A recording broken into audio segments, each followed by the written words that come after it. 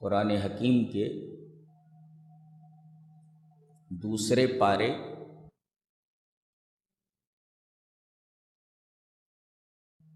اور سورہ بقرہ میں روزوں کے فضائل اور مسائل کا بیان پورے ایک رکوع میں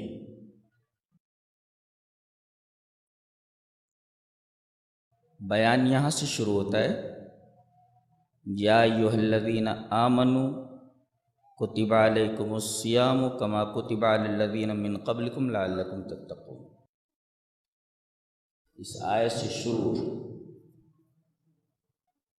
اور رکوع کی جو آخری آیت ہے جہاں یہ بیان ختم ہوتا ہے وہ ہے وَلَا تَأْكُلُوا أَمْوَالَكُمْ بَيْنَكُمْ بِالْبَاطِلِ وَتُدْلُوا بِهَا إِلَى الْحُكَّامِ لِتَأْكُلُوا فَرِيقًا مِّنْ أَمْوَالِ النَّاسِ بِالْإِثْمِ وَأَنْتُمْ تَعْلَمُونَ۔ یہاں یہ بیان ختم ہو جاتا ہے۔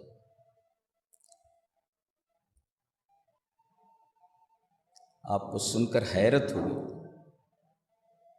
کہ روزوں کے بیان سے پہلے الگ ترتیب دو چیزوں کا بیان ہے، ایک ہے قصاص اور دوسرے وصیت۔ کس چیز کا بیان ہے؟ قصاص کا اور وصیت۔ قصاص کا مطلب تو سمجھتے ہی، اسلامی شریعت میں ہے کہ کوئی کسی کو قتل کر دے تو اس کے بدلے میں اس کو قتل کر دیا جائے۔ کسی کی ناک کاٹ لی ہے تو اس کی ناک کاٹ لی جائے، کسی آنکھ پھوڑ دی اس کی آنکھ پھوڑ دی جائے، اس کو قصاص کہتے ہیں۔ تو روزوں کے بیان سے پہلے دو بیانات الگ ترتیب ہیں، ایک بیان قصاص کا اور دوسرا بیان وصیت کا۔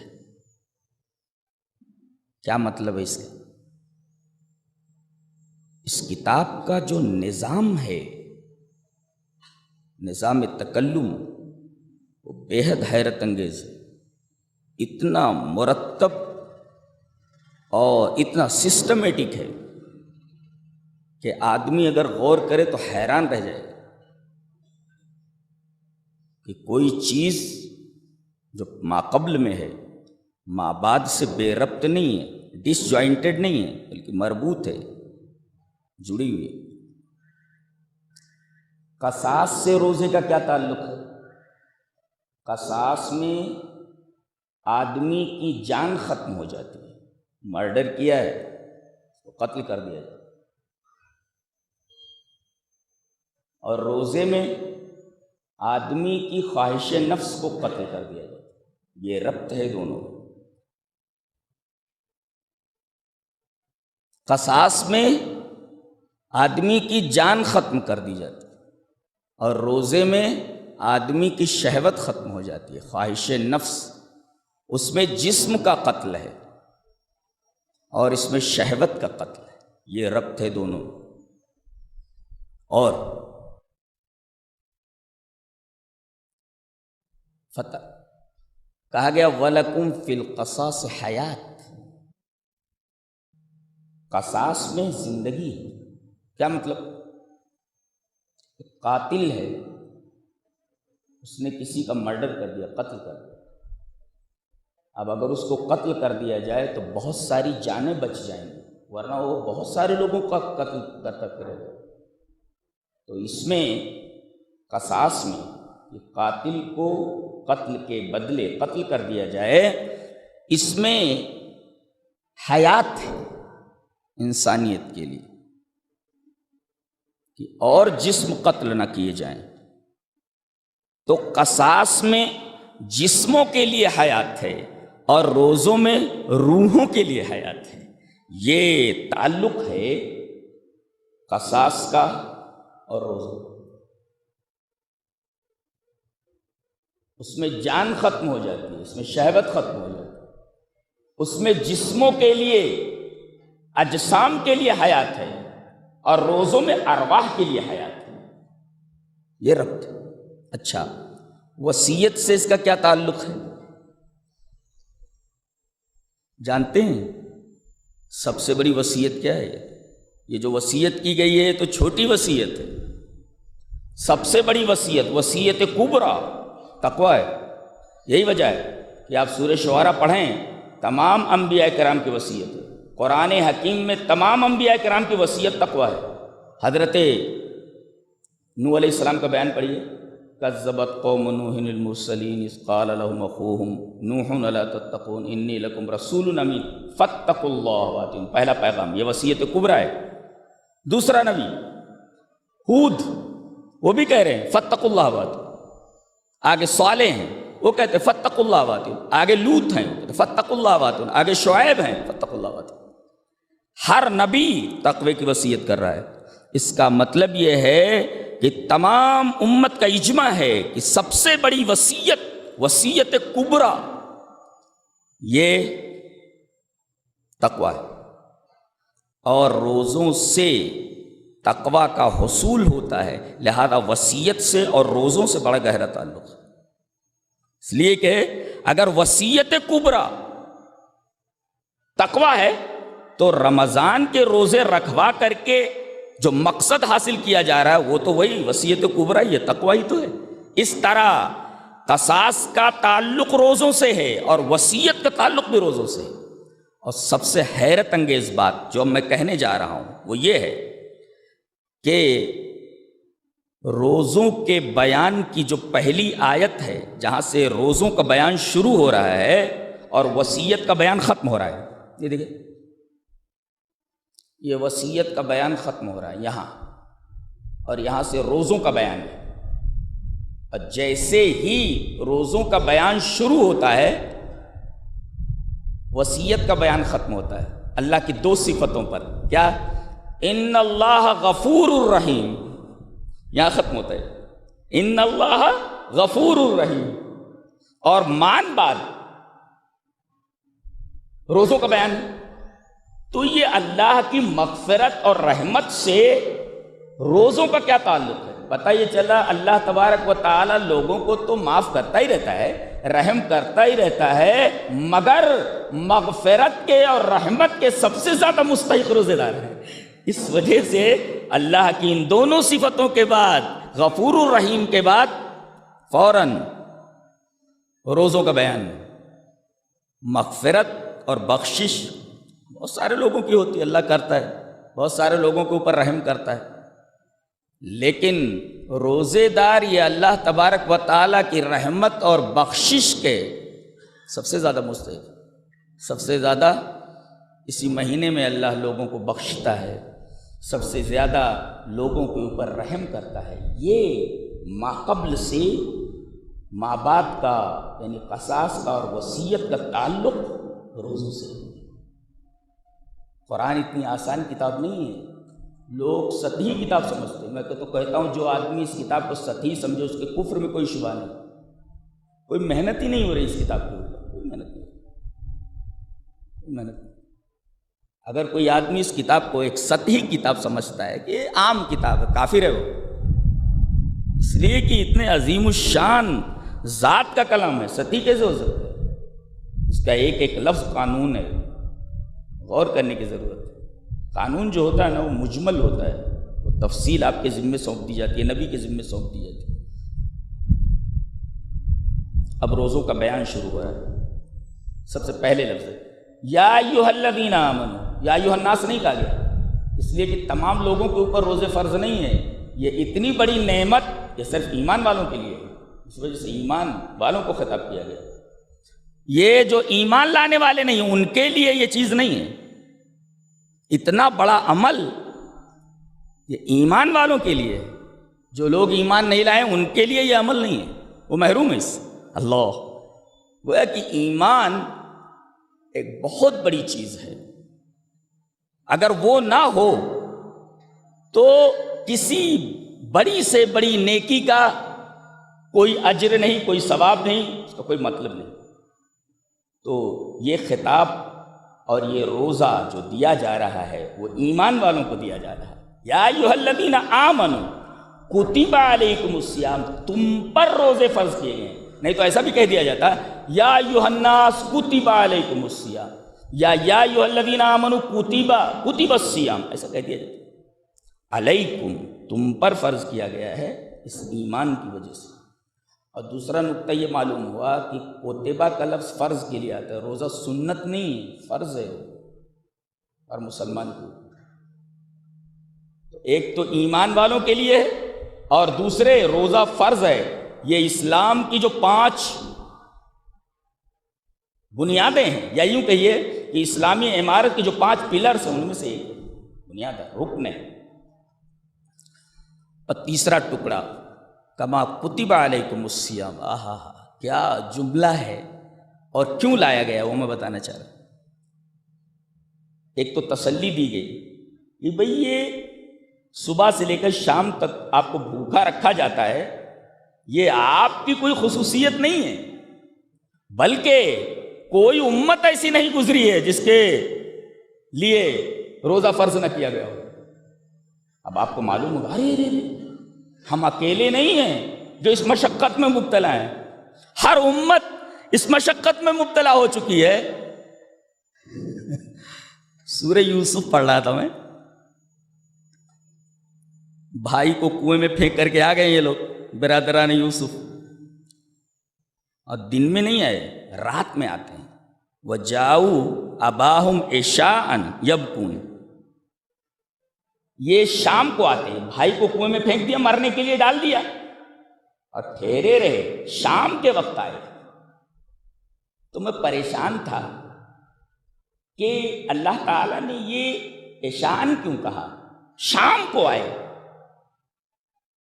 تو نکتہ کھلا کیا کہ آدمی جب اندھیرے میں بیٹھتا ہے یا لائٹ کم ہو تو چہرے کا جو ایکسپریشن ہوتا ہے نا وہ سمجھ میں نہیں آتا. تو انہوں نے انتظار کیا کہ شام کو چلیں گے تاکہ ہمارے چہروں پر جو جھوٹ لکھا ہوا ہے وہ میرا باپ پڑھ نہ لے. کیوں؟ اس لیے کہ the face is index of mind, کہ چہرہ جو ہوتا ہے نا وہ اندروں کا آئینہ دار ہوتا ہے. آدمی کے دل میں جو رہتا ہے وہ اس کے چہرے پر لکھا ہوا ہوتا ہے. پورے کمپارٹمنٹ کے اندر ٹی سی جب آتا ہے میں ایسے ایسے دیکھتا ہوں، جس کے پاس ٹکٹ نہیں ہوتا اسی سے آ کر کہتا ہے پلیز ٹکٹ. کیوں؟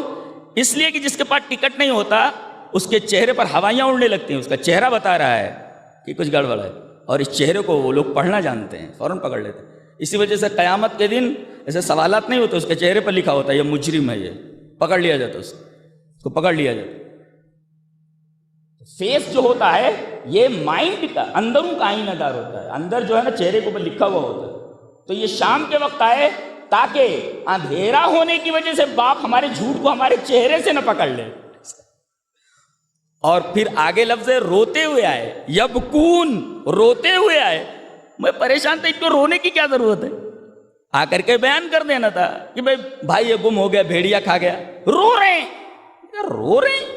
وہ یبکون حال واقع ہو رہا ہے، حالت ان کی یہ روتے ہوئے ہے. یہ روتے ہوئے کیوں آئے؟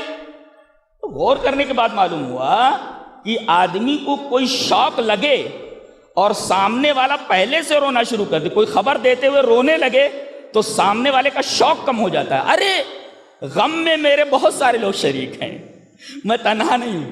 یہ انسانی نفسیات ہے. دیکھو کتنا بڑا نفسیاتی مسئلہ بیان کیا گیا ہے کہ یہ مشقت صرف تم پر نہیں ڈالی گئی ہے، بلکہ یہ مشقتیں تمام انبیاء کی شریعتوں کو ماننے والوں کے اوپر لاگو کی گئی ہے، نافذ کی گئی. تم تنہا نہیں ہو، تاکہ اس تصور سے تمہاری مشقت کم ہو جائے. پوری نفسیات ہے یہ کتاب، ہے بہت حیرت انگیز بک ہے، لائٹ نہ لیا جائے اس کو. کما کتب علی الذین من قبلکم، تم سے پہلے لوگوں کو یہ روزہ دیا گیا تھا. نقطہ دیکھو اس میں بہت گہرا نقطہ کیا ہے.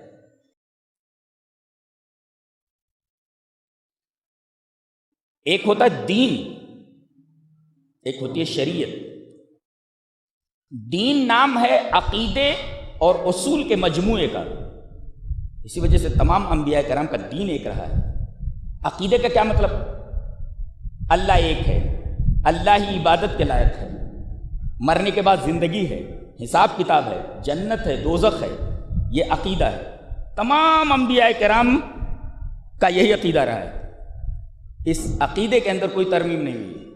اور اصول، زنا حرام ہے، چوری حرام ہے، ڈکیتی حرام ہے، غصب حرام ہے، قتل حرام ہے، یہ اصول ہیں۔ تو اصول بھی کبھی نہیں بدلے۔ تو اصول اور عقائد کے مجموعے کا نام دین ہے۔ دین تمام انبیاء کرام کا ایک رہا ہے، شریعتیں مختلف ہیں۔ ہمارے ہاں 1 مہینے کا روزہ ہے، ان کے ہاں 2-3 دن کا روزہ رہا ہوگا، 15 دن کا روزہ رہا ہوگا۔ شریعتیں مختلف، نماز کا طریقہ ہمارے ہاں کچھ اور ہے، 5 وقت کی نماز ہے، ان کے ہاں ہو سکتا ہے 3 وقت کی رہی ہوں، 2 وقت کی رہی ہوں کسی نبی کی۔ تو شریعتیں مختلف ہوتی، اصول اور عقیدے کے مجموعے کا نام دین ہے۔ تو اصول اور عقیدہ، اصول پلس عقیدہ از اکول ٹو دین۔ تو دین تمام انبیاء کرام کا ایک رہا ہے اور شریعتیں مختلف رہی ہیں۔ تو روزہ یہ تمام شریعتوں کا جز رہا ہے، حصہ۔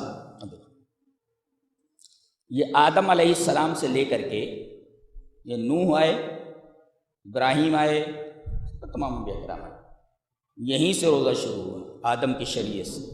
روزہ روزہ روزہ روزہ روزہ، اور پھر حضرت عیسیٰ علیہ السلام تک، پھر جناب محمد رسول اللہ صلی اللہ علیہ وسلم کی امت پر یہ روزہ فرض کیا۔ تو سمجھ میں آیا؟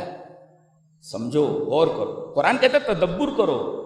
میں ایسی کتاب ہوں بغیر تدبر کے میں کھلتا نہیں کسی کو، غور کرو گے تب میں کھلتا ہوں۔ تو ہم غور کر رہے ہیں کہ اب یہ تمام شریعت کا جز ہے، یہ کون؟ روزہ۔ آدم کی شریعت کا حصہ، نوح کی شریعت کا حصہ، ابراہیم کی شریعت کا حصہ، داؤد کی شریعت کا حصہ، سلیمان کی شریعت کا حصہ ہے۔ اب گویا کہ ایک تاریخی تسلسل کا جز رہا ہے، یہ تاریخی تسلسل ہے، یہ اس کا جز رہا ہے، ایک سکسیشن ہے، ایک تسلسل ہے جس کا یہ جز رہا ہے۔ اب اگر آپ روزہ رکھتے ہیں تو اس پورے تاریخی تسلسل کا ایک حصہ ہیں آپ، نہیں؟ ارے بھئی ایک تاریخی تسلسل ہے، بلکہ ایک قافلہ ہے، اور اس قافلے میں آپ بھی شامل ہو جا رہے ہیں۔ اور روزہ رکھنے والا یہ احساس کرتا ہے کہ میں وہ کام کر رہا ہوں جو حضرت آدم سے لے کر کے اب تک تمام نیک لوگ کرتے رہے ہیں، اور اس طرح ایک احساس پیدا ہوتا ہے کہ میں اس ربانی قافلے کا ایک فرد ہوں۔ یہ گہرائی ہے اس کے اندر، یہ احساس پیدا ہوتا ہے کہ میں کوئی معمولی نہیں ہوں، بلکہ میں اس تاریخی تسلسل کا ایک حصہ ہوں، اور اس ربانی قافلے کا ایک فرد ہوں، اور ان نیک لوگوں میں سے ایک ہوں جو نیک لوگ یہ عمل مسلسل کرتے رہے ہیں۔ لہذا کہا گیا کتب علیکم الصیام، تم پر روزے فرض کیے گئے جیسا پہلوں کے اوپر فرض کیے گئے۔ سمجھ میں آیا؟ یہ مقصد کیا ہے؟ تاکہ تم تقوی والے ہو جاؤ۔ تقوی کا مطلب سمجھا دوں، بچے سمجھ لیں اس کو۔ تقوی کی تعریف کرتے ہیں، مشکل بنا دیتے ہیں۔ تقوی کا مطلب روزہ رکھوا کر کے تم کو تقوی کی دولت دی جا رہی ہے۔ تقوی مینس تمہارے اندر وہ صلاحیت پیدا کی جائے، وہ صفت پیدا کی جائے جس کی وجہ سے آپ اللہ جو کہے وہ کریں، اور اللہ جس سے منع کریں اس سے رک جائیں۔ یہ ہے تقوی۔ نہیں سمجھ میں آیا؟ تقوی دیکھنا مقصد ہے روزوں کا، اور تقوی کا مطلب کیا ہے؟ آپ کے اندر روزوں کی وجہ سے وہ صفت پیدا کر دی جائے کہ اللہ جو کہے وہ کرو، اور اللہ جو نہ کہے اسے نہ کرو۔ پانی رکھا ہوا ہے، نہیں پی رہا، اس لیے اللہ نے کہا نہیں پینا۔ کھانا رکھا ہوا ہے، نہیں کھاتا ہو، ارے افطار کے ٹائم بیٹھا رہتا ہے اور وقت کا انتظار کرتا رہتا ہے۔ وقت کا نہیں، بلکہ آدمی یہ تصور کرے میں وقت کا انتظار نہیں کر رہا ہوں، میں اپنے رب کے حکم کا انتظار کر رہا ہوں۔ یہاں حکم ہوا، بند ہو گیا، اب حکم ہو رہا ہے، کھول دیا جا رہا ہے۔ تو بند کر دیا تھا تو بند ہو جاؤ، اور کھول دیا تو کھل جاؤ۔ مطلب یہ ہوا کہ تمہیں یہ نہیں دیکھنا ہے کہ وقت ہوا، تمہیں یہ دیکھنا ہے کہ اللہ کا حکم ہوا کہ نہیں ہوا۔ وہاں بند ہوا نہیں کرنا ہے، اور یہاں حکم ہو گیا کرنا ہے۔ اسی وجہ سے دیر نہیں کرنی چاہیے۔ اگر آدمی دیر کرتا ہے تو جانتے ہیں، میری سمجھ میں وہ حدیث نہیں آ رہی تھی کہ اگر تھوڑا سا لیٹ ہو جائے تو کیا حرج ہے؟ بھائی ڈوب گیا سورج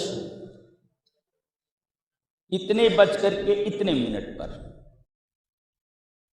اب جیسے ہی سورج ڈوبا آپ کو اجازت مل گئی اللہ کی طرف سے کہ اب آپ روزہ کھول سکتے ہیں۔ دیر کرنے کی ممانعت کیوں کی گئی؟